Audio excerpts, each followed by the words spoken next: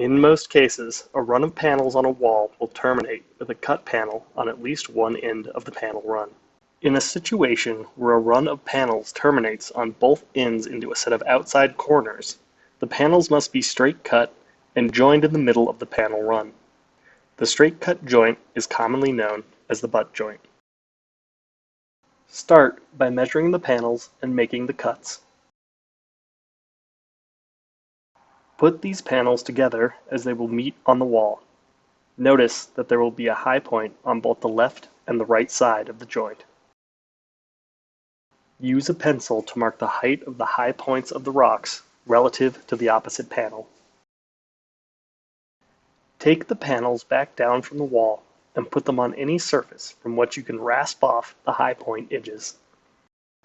At about a 45-degree angle, rasp the high points down to the pencil lines marked on the panel edge. Do not go deeper than the pencil lines, as that will cause a gap to form along the cut line. Any gap will increase the visibility of the joint line. When all of the high points have been rasped, paint the entire cut edge of the panel.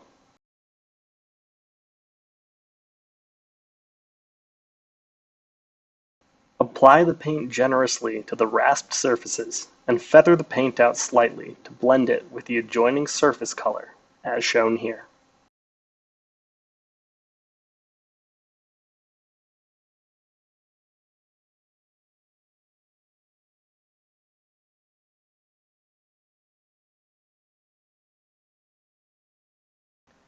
Tighten the panels together by driving a screw into the end of the panel at an angle that will squeeze the panels together. Then apply the rest of the screws into the screw hem. As can be seen here, the seams of the butt-jointed panels are almost unnoticeable when properly installed.